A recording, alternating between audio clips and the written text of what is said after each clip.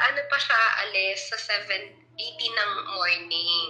So, bala ko sanang papuntahin si ate ng 17.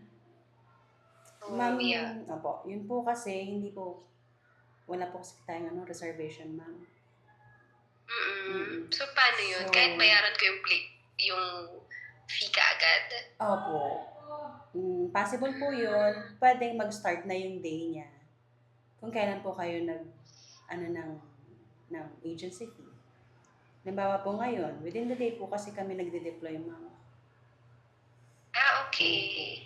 So, kapag kunwari ngayon ko binayaran, parang today yung exact day niya ng Yes po. start. Yes po. Tapos Okay. plus ano po, food allowance, 150 a day. Opo. Okay.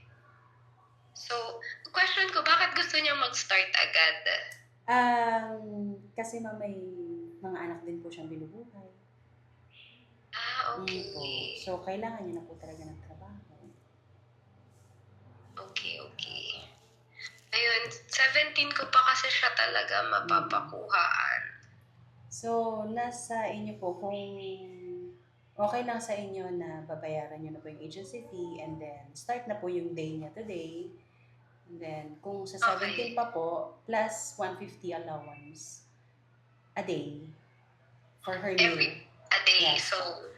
So, let's say, ano ba ngayon? 12, 13, 14, 15, 16, 17. Yes, So, right. parang may 600 po for food allowance.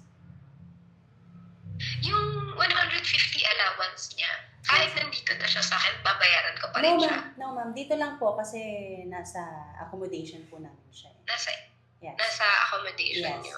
Opo. Okay. Sige. Okay.